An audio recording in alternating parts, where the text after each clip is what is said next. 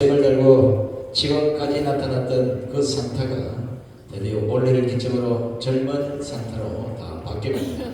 이렇듯 대한민국도 확실히 바꿔야 되리라 생각합니다. 오늘 자유통일을 위한 유튜브 연합대회에 많은 분들이 참석해 내려오고 있습니다. 오늘 이곳에는 120대 유튜브 연합회 회원사 우리 유튜브님들, 그리고 서남범위 유튜브 연합회 회원사 우리 유튜브들, 개별 유튜브 신문방송 기자들이 함께하고 있습니다. 대한민국 언론 환경이 만만치 않지만 그래도 어떡하든지 자유대한민국을 우리 손으로도 굳건히 잡고 버텨야만 대한민국이 살아갈 수 있다는 것, 여러분도 똑같은 마음일 거라 생각합니다. 자, 그러면 자유통일을 위한 유튜브 연합대를 시작하도록 하겠습니다. 먼저 순서에 따라서 국민 의례가 있겠습니다. 앞에 계신 우리 유튜버들께서는 모두 일어나셔서 반상의 국기를 하게 해주시기 바랍니다. 먼저 국기에 대한 경례가 있겠습니다. 또 국기에 대한 경례!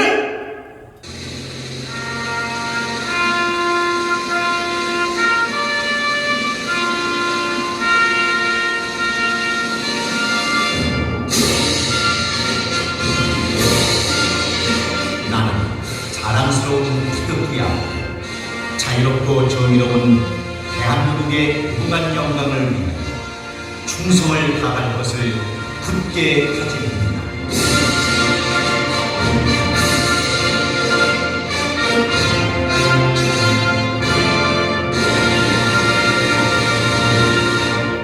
바로 다음은 애국가 제창이 있겠습니다. 애국가는 시간 관계상 사전의 뜻을 1절에 모았습니다. 1절만 크게 부르겠습니다.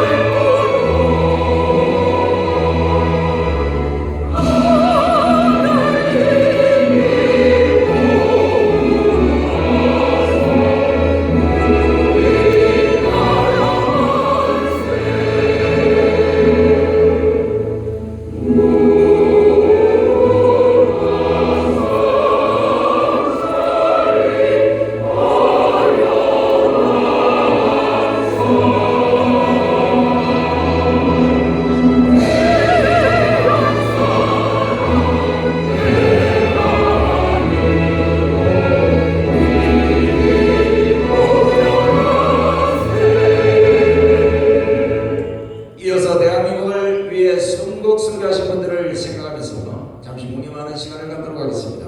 일동 묵념.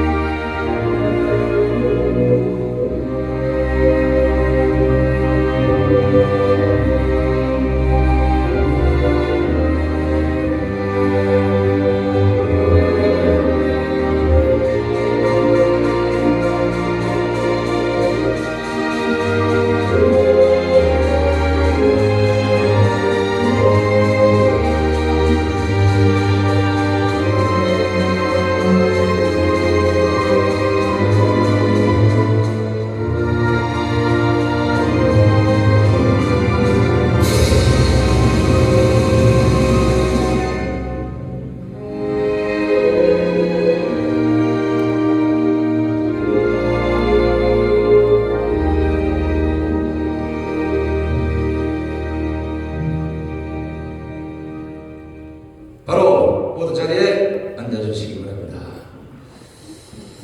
자, 오늘은 개성을 시작해서 몇 번의 전문가들의 좋은 고기를 여러분들에게 전해드리도록 하겠습니다. 먼저 개성을 해주실 분을 소개하겠습니다. 문재인 정권을 거치면서 완전히 북한의 소나기에 들어가다시피 한 적색 언론에 맞서서 목숨과 투쟁을 하고 계시는 지도자이십니다. 박근혜 대통령 불법 탄핵에 동조하면서 자필한낸 조중동을 비롯한 메이저 언론에 맞서서 자유일보를 창간하시고 자유우패의 가치를 지켜내고 계시는 종교 지도자십니다. 국민혁명의장이시며 한기총 대표장을 지내신 정강 목사님의 예성적 박수 축하드리겠습니다.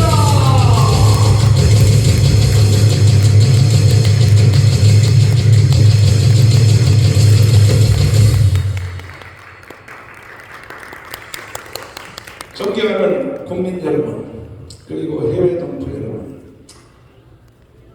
오늘날 대한민국이 이렇게 무너진 이유 중에는 이 언론이 크게 잘못되었습니다. 특별히 주력 언론인 조중동, 제가 증거를 대겠습니다. 조중동이 탄핵했잖아요, 박근혜를. 박근혜 탄핵한 날부터 대한민국 망한 거예요. 어떻게 보수 우파의 대변이라고 하는 조중동이 박근혜를 탄핵하냐는 말이에요. 그 이 사람들은 국가도 없고 정체성도 없고 오직 돈입니다. 돈 많이 갖다 주는 대로 기사를 쓴다 이런 거죠. 그 후로부터 이제 이 한국에 있는 모든 공중파 KBS, MBC, SBS를 비롯하여 종편 직간접적으로 완전히 북한 손으로 들어갔습니다. 이 대한민국의 언론은 현재 평양의 언론의 지국장 노릇을 하고 있습니다. 대한민국에. 여기에 반발하여 일어나는 것이 바로 유튜브 언론입니다. 유튜브 언론. 동의하십니까? 네. 그래서 앞으로 대한민국을 바로 세우고 이 나라를 지키는 주력 언론이 유튜브밖에 없다고 생각하는데 맞으시고 박수 한번 합니다. 그러나 이 유튜브도 전부 다 클릭수 올려가지고 돈 몇 푼 버는 돈 1, 2천만 원 버는데 빠져있지. 국가와 민족과 자유통일과 이 대한민국을 위해서 이게 방송을 안 한다는 거예요. 자극적인 거 해서 클릭수 많이 올라가는 경쟁부터 가지고. 그리고 또 유튜브가 다 각자 글거리지 만나서 개인적으로 이렇게 하니까 힘이 없는 거예요.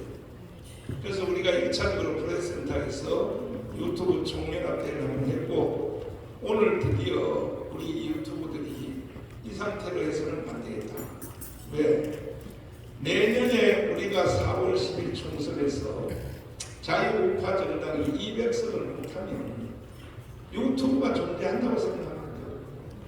결국은 연방제로 북한을 나가 넘어가거든. 연방제로 북한을 넘어가는 거 한번 제가 드리는 말씀이 내가 뭐 뻥치는 것인지 과장된 것인지 한번 여러분 판단해 보십시오. 내년 4월 10일 총선에서 한 선이라도 지면요, 이거는 바로 북한으로 연방제로 북한을 넘어가게 되어 있습니다. 이미 이 조건은 다 이루어진 거예요. 3대 대통령 김대중, 간첩, 노무현은 좌파로 들어갔다가 우파로 나중에 전향했지만 노무현, 그리고 문재인 이놈은 간첩입니다. 이 3대 대통령이 평양 가서 연방제 통일을 서명하고 왔잖아요. 서명하고 왔으면 제일 먼저 들고 일어나야 될 언론이 조중동 아닙니까? 이거는 반국가행위며 반역자다 하고 들고 일어나야 되는데 조중동이요 박수치고 환영했어요. 그러니까 지금 대한민국의 각 진지가 다 북한에게 지배를 당하는 거예요. 국회. 지금 대한민국 국회는 누가 대한민국 국회라고 하겠습니까? 저거는 평양에 북한의 국회라고 봐도 왜? 시시대로 하는 거니까. 공무통선금지법 만들어 김여정 하명법 만들잖아요. 바로. 그 외에도 지금요 국회에서 만든 법안과 이 문재인 때 만든 법안과 그 밑에서 또 하수인 역할을 했던 지방정부, 지방자치에서 만든 조례사항과 조례와 그 다음에 법이 4만 개입니다. 4만 개. 이거요 내년 4월 10일 날 우리가 200석 해서 이 문재인 때 만들었던 4만 개 법안을 싹 무효로 청소해야 됩니다.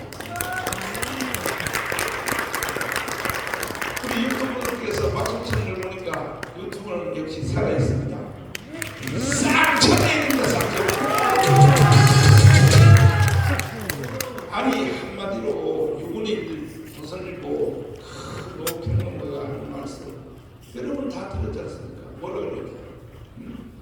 저쪽은 전쟁으로 나오는데 우리 국민의힘 정당 사람들은 우리의 대표는 정치하는 거예요. 정치. 저쪽은 전쟁으로 나오는데 우리는 뭐하냐? 정치하는 거예요. 그러니까요 이재명 하나를 못 이기는 거예요. 이재명 하나를. 참 기가 막힌 일이죠. 그래서 지금 제가 자주 표현하는 말대로 여러분은 저 무섭게 들을지 몰라도 이미 평양에 국회가 최고인민회의라고 합니다. 평양의 국회 이름을 최고인민회의. 버스 탔을 때 기다리고 있어요. 뭐 대한민국에서 조금만 만약에 4월 10일 총선에서 선거 환경이 우리 쪽이 유리하다 이러면 쟤들 총선 안 한다고요. 총선을 할 필요 없어요. 바로 이미 국회 타고 북한의 최고인민회의가 버스 타고 있기 때문에 이거는 법적으로 그대로 다 대기되어 있어요. 그래서 이제 여기서 지금 현재 167석 그 다음에 170석 거기다가 정의당까지 무소속까지 합치면 180석입니다. 180석이 임시국회 열어가지고 언제든지 열 수 있으니까 열어가지고 북한에 있는 국회의원들 초청 법안을 바로 결의해버리면 그럼 북한의 국회의원들 300명 바로 내려오는 거예요. 우리나라 300명 둘이 합해서 600명이 투표해버리면 연방제 통일 가결하시면 동의하시면 전자투표하세요. 그럼 화면에 국회 화면에 전자투표 하셔서 딱 눌려보십시오. 이만큼 현재 위험한 상태에 와 있다. 순서가 좀 바뀌었지만 김학선 교수 좀 도와주십시오. 헌법학을 전공하는 죄 때문에 이렇게 고생이 많습니다. 교수님도 이 나라가 이렇게 무너지는 데 대해서 책임이 있어요. 책임이. 왜냐하면 공감하고 있습니다. 그렇죠. 현재 판검사 애들 다 교수님이 잘못 가르쳐가지고 저렇게 되는 건데 아니 내가 늘 하는 말이 평양의 국회 최고인민회의 버스 타고 대기하고 있다. 네. 아니 3대 대통령이 김대중, 노무현, 문재인이가 가서 선언했잖아요. 영광 대통령이. 예. 그러면 이제 국회 결의만 하면 끝나는 거 아닙니까? 그렇죠. 예. 그 선언하는 거죠. 지금 이제 목사님들 강조하시지만 그 김대중, 노무현, 문재인은 대한민국의 통일에 대해서 연방제 통일을 주장하고 있죠. 그리고 우리가 민주당에 조금 좀 이렇게 고위 인사들 만나보신 다음에 물어보세요. 민주당의 통일 정책이 뭐냐 물으면요. 연방제 통일이라고 얘기할 겁니다. 지금도 민주당이 그런 정책을 가지고 있어요. 국민의힘은 생각이 없고 우리 자유통일당은 통일 정책은 자유통일이라고 얘기를 할 것입니다. 연방제냐 생각이 없느냐 아니면 자유통일이냐 문제가 것인데 목사님 주신 질문에 답하려면 우리 헌법 4조를 보면요. 대한민국 통일을 지향하는데 통일을 민족 중심의 통일을 허용하지 않고 통일의 결과가 또 과정이 평화로워야 되겠지만 자유민주주의를 실현하는 통일이라야만 우리 옳은 것이다. 이렇게 헌법은 언급하고 있는 것이죠. 따라서 민족주의의 통일을 갖다가 주장하는 것은요. 이 반헌법적인 생각이다 이렇게 볼 수 있습니다. 요거 예컨대 문재인이가 평양에 가서 남측 대통령이라는 말을 했죠. 우리가 그래서 많은 비판을 하게 되는데 그것도 이미 문재인 머릿속에는요. 이 연방제라고 하는 것을 전제를 했기 때문에 자신을 대한민국 대통령이라고 말하지 않고 남측 대통령이다 이렇게 이야기하는 것이라고 저는 보고 있는 것이고 대한민국 전체를 보면요. 지금까지 김구수 선생부터 지금까지 보면 대한민국의 국민들의 피 속에는요. 또 DNA 속에는 민족 우월주의가 상당히 강합니다. 예를 들어 김영삼 대통령도 과거 기억해 보시면 빌 클린턴이 북한의 핵시설을 파괴한다고 했을 때 그분이 한 말이 뭐냐? 민족이 이념을 앞선다 라고 얘기를 했습니다. 그래서 그때 북한의 핵시설을 파괴하지 못한 것입니다. 또 보면 마치 민족이 중요한 것 같이 얘기를 하는데 실제로 중요하죠.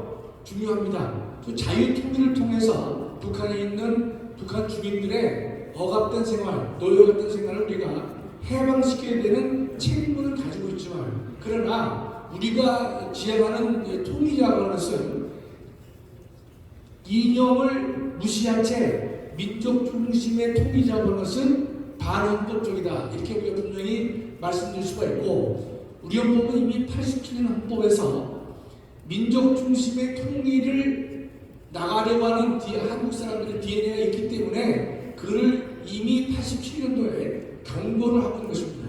그런 민족주의의 통일은 옳지 않다는 것을 갖다가 헌법에서 이미 명시를 해놓고 있는 것이죠. 그렇기 때문에 연방제 통일이라고 하는 것은 우리가 세 가지 면에서 불가능하다고 보는 것이에요. 첫째로 비상식적입니다. 연방국가 되기 위해서는 그 구성국이 동일한 이념과 가치를 공유해야 되는 것인데, 북한과 대한민국은 공유할 수 있는 가치가 존재하지 않지요. 그중에도요. 네, 체계가 같아야 돼요. 그렇습니다. 그다음에 더 중요한 게 종교가 같아야 돼요. 그때 그, 미국이 예. 50개 나라가 연방을 하고 있잖아요. 예. 다 기독교거든요. 예. 종교가 같지 않은데 뭘 연방이 됩니까? 이게 목사님이 이제 종교라고 하지만 넓게 말하면 문화가 같아야 될 것이 오는데, 하여튼 뭐 옳은 말씀이죠. 그러니까 우리가 연방이 되기 위해서는 구성국 사이에 동일한 이념과 가치 내지 문화를 공유하지 않으면 안 될 것이다. 두 번째로는 우리가 지금 대한민국에서는 우리 헌법도 역시 민족 중심의 통일을 해서는 안 된다. 매우 위험하다. 대한민국의 안보에 중요한 해가 되기 때문에 안 될 것이다. 우리 헌법 87조를 헌법에서 분명히 민족 우위의 통일을 반대하고 있는 것이죠. 또 하나, 여러분 잘 아시지만 이승만 대통령 당시에도 이승만 김구의 갈등이 뭐였습니까? 이승만 대통령은 자유민주주의에 입각한 국가를 만들어낼 것이다. 그런 김구나 그런 민족 우월주의자들은 남한과 북한이 만나서 하나의 우리 나름대로의 국가를 만들면 좋겠다라는 접근을 하고 있다는 말이죠. 그와 같은 접근이 지금도 계속해서 이어지고 있는 것입니다. 그럴 때 우리가 이승만 대통령이 남한과 북한이 합작을 해서 우리 나름대로의 국가를 만든 것을 반대하신 이유는 실제로 공산주의와 민주주의가 결합을 해서 함께 일을 하다가 성공한 예가 없는 것이죠. 100% 못해요. 잘 아시는 예가 바로 중국도 그런 이해 아닙니까? 모택동과 장개선이가 일본과 싸웠지만은 끝난 다음에 장개선이가 패배를 하게 된 것이고, 그래서 중국이 공산화된 것이고, 잘 아시는 동유럽을 보더라도 동유럽의 공산화 과정을 보면 그들이 다 공산주의가 민주주의 정부와 연정을 하자라고 시작을 했습니다. 연정을 한 다음에는 반드시 민주주의를 지지하는, 민주정치를 지지하는 사람들을 폭행하고 고문하고 죽이고 그런 일을 했기 때문에 나중에 보면 공산주의를 지지하는 정당만, 그런 사람들만 남게 되었다. 근래에 남녀는 구경면 있잖아요. 네, 합쳤잖아요. 맞습니다. 바로 뭐 켜버리잖아요. 그러니까 남북 예면이 합쳐졌지만 다시 갈등이 있었기 때문에 북예면의 힘으로 남예면을 평정한 다음에 하나의 국가가 되려고 했지만 지금도 계속 갈등이 이제 남아 있는 것이죠. 그러니까 우리가 연방제가 될 수 없는 가장 크게 세 가지를 보면, 첫째가 반지정적이고, 그다음에 두 번째는 반헌법적이고, 세 번째는 역사적으로 보더라도 공산주의와 민주주의가 합작을 해서 통일된 국가를, 올바른 국가를 만든 예가 없기 때문에 우리는 그런 연방제를 반대할 수밖에 없고 반대될 것이다, 이런 생각을 가지게 되는 것입니다. 핵심적인 거. 네. 3대 대통령이 가서 연방제 서명하고 왔다. 네. 그리고 지금 내 표현으로는 평양의 국회의원들은 그 최고인민회의라고 네. 최고인민이죠. 지금 버스 타고 대기하고 있잖아요. 예. 여의도 국회에서 초청장 내서 300명 내려와서 연방제 법인을 딱 합의를 해버리면 내년 4월 10일 총선 존재 못한다. 끝나는 거죠. 아니 대통령이 가서 선언 다 해놨고 국회에서 결재해버리면 끝나는 거 아닙니까? 제 거기에 좀 바로 끝나긴 좀 그러다 싶은 목사님. 아니요, 근데 안 끝날 수 있는 방법은 강한 세력밖에 없어요. 맞습니다. 예, 예. 그 다음에 여기 있는 유튜브밖에 없습니다.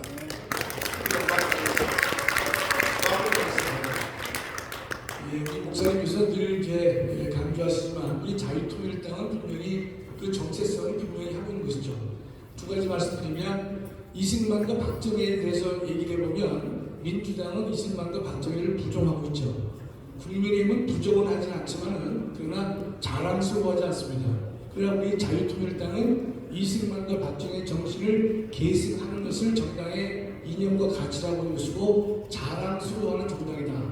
두 번째는 통일 문제에 대해서는 민주당은 연방제를 하려고 하지만 국힘은 제가 볼 때는 뭐 특별한 그 단어가 존재하지 않는 것으로 보이는데 그러나 자유통일당은 연방제와 반대해서 자유통일당의 이 통일 정책은 자유통일이다. 우리가 분명히 말할 수가 있거든요. 따라서 제가 볼 때는 이 자유통일당 관련된 당원이라든지 자유통일당을 지지하는 모든 분들이 자긍심을 갖고 정말로 대한민국의 정체성을 인정하는 정당이 누구인가, 대한민국을 살리려고 하는 정당이 누구인가.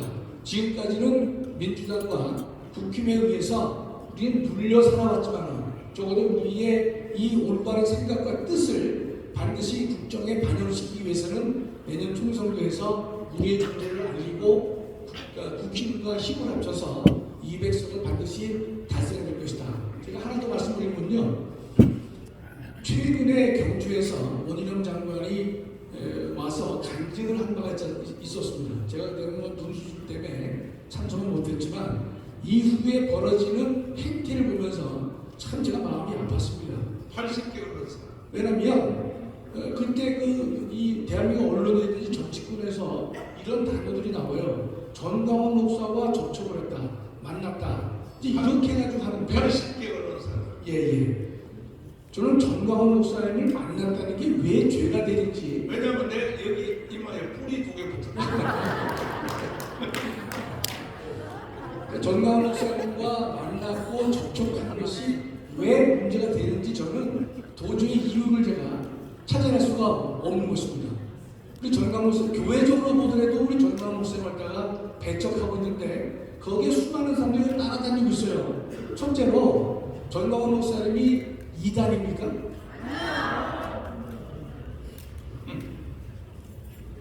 상식적이지 않은 얘기를 하고 있단 말이죠. 우리가 근데 교회에서 맨날 목사의 말씀을 우리가 듣고 교육을 받고 있는데 모든 우리 평신도를 하더라도 듣는 게 있고 아는 게 있지 않습니까? 공부한 게 있단 말이죠. 그런 기준에 비춰봤을 경우에 우리 전광훈 목사님에서 이단이나 전혀 그것은 우리가 조금도 언급할 수 없는 존재가 되는 거죠. 어제 13개 대표 기독교 대표 그렇습니다. 네. 많은 그 김정초 회장님도 또 이 노 회장님도 또 많은 신학자들도 토크에서 말씀을 했지만은 그거 이전에 우리 보통의 평신도 입장에서 보더라도 이단이라는 단어는 존재할 수가 목사님과 양립할 수 없는 것이죠. 또 하나는 정치권과 언론사가 무조건 전광훈 부르면 싫어해요.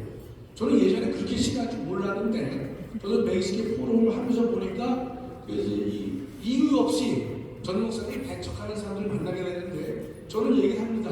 한 7분 동안만 얘기를 하면 그네 많은 그 교수들이나 박사들이 하는 말이 정말 그러냐고 해요. 내가 만난 전광훈 목사를 내가 설명을 합니다. 7분만 시간을 달라고 설명하면 상당수의 교수나 또는 지식이나 연구원들이 박사들이 정말 그러냐라고 하면서 돌아서는 사람이 많습니다. 전 자신이 있어요.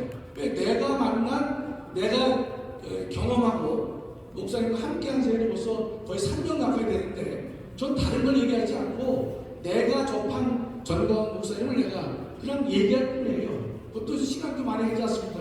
7분만 정도만 제가 할애를 받고 하는데 상당 부분이 다 돌아서고 있는 것이. 그런데 원희룡 장관이 와서 간증을 얘기했는데 아니 목사님들과 성도들 앞에서 안수 집사가 와서 간증하는 것이 이게 죄가 될 수 있습니까? 도저히 상식적으로 이해할 수 없는데 뭐 전광훈 목사와 만나고 뭐 그렇게 뭐 화면에 나오는데 마치 전광훈 목사님이 근데 무슨 잘못된 이 교회 끌고 왔던 사람으로 낙인을 찍어놓고 그대로 이어나간단 말이죠. 만난 건 아니고요. 강사 대기실에서 예. 장관님 간증하고 내려오면서 나는 강사대에서 올라가는데 그냥 눈으로 한번 쳐다본 거야.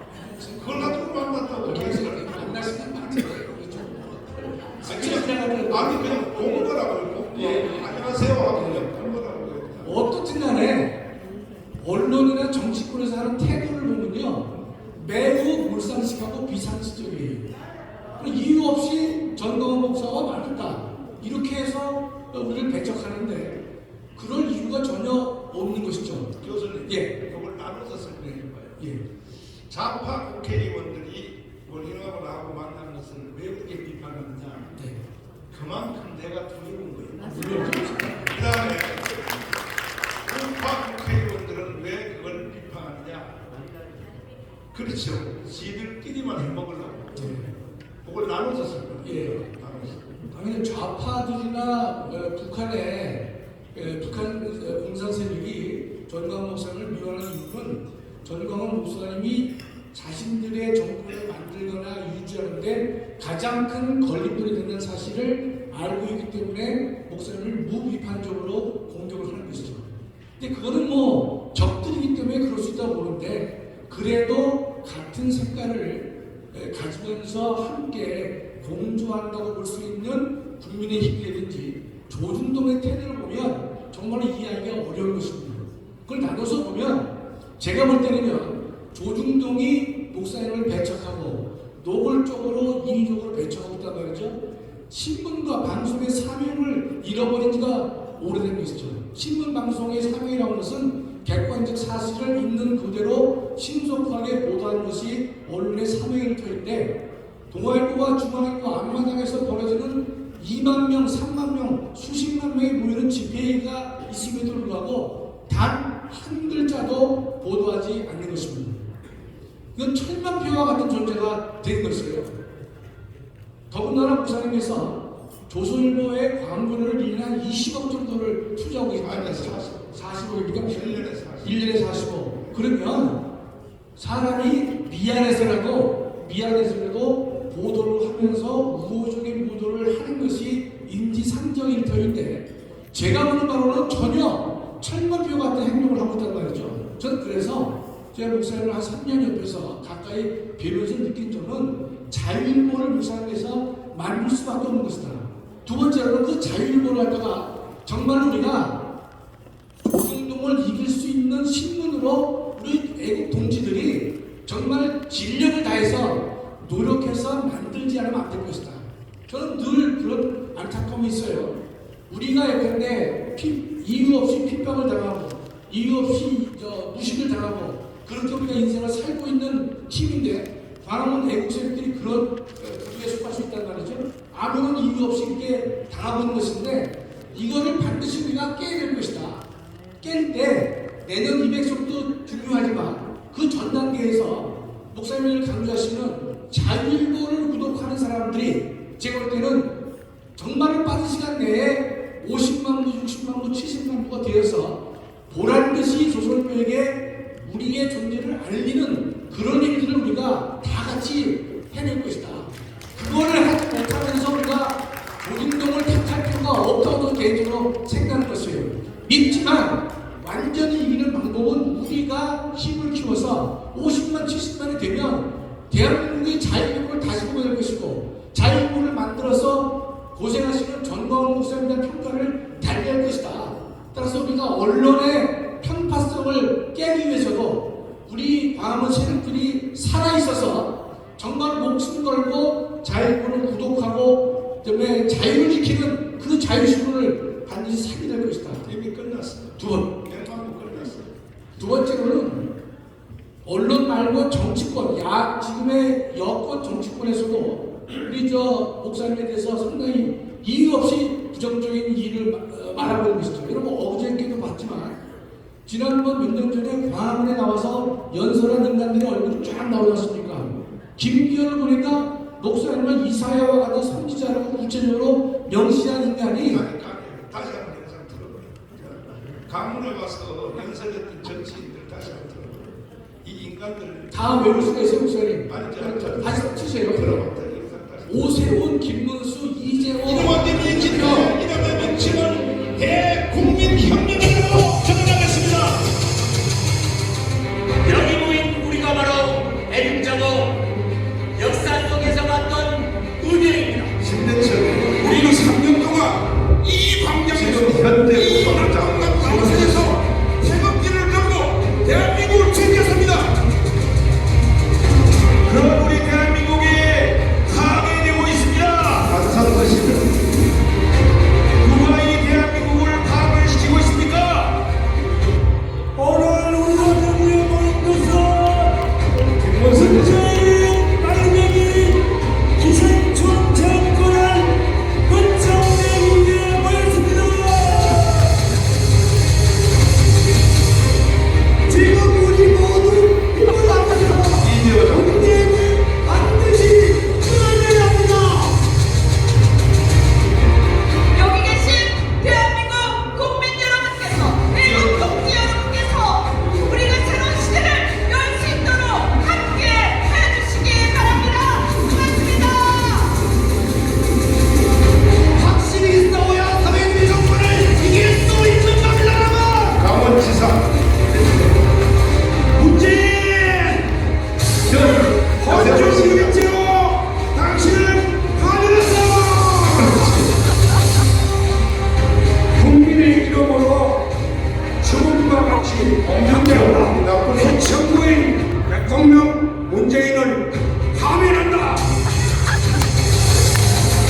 싸움이 시작됐습니다. 그러나 이기기로 되어 있는 싸움이 시작이 된 겁니다, 여러분. 오늘 이 폐큰 정권 요 삽살개. 독재 정권에게 외치는 이사야 같은 선지자가 저런 정권의 모습이라고 생각합니다, 여러분. 존경하는 우리 애국 시민 여러분, 애국 시민 여러분과 손을 잡고 우리 국민의힘이 함께 가도록 제가 노력하겠습니다. 반드시 하겠습니다, 여러분. 우리 보수파가 다 하나가 되어야 됩니다. 그리고 문재인 정권을 이끌어 내야 하는 것입니다, 여러분. 정광훈 목사가 지도하는 광화문 광장의 이 민심이 폭발하여 작년 3월 5일 대통령 선거에서 종북 주사파 정권을 종식했습니다. 그래서 여기서요 배신 안 되는 사람이 딱 세 명이. 첫째는 김문수 교수님, 둘째는 강원지사 김진태, 그 다음에 박찬호이죠. 또 이재호 씨. 이대호 장관님은 지금 배신 때릴 것 같아요. 중간에서 봤다.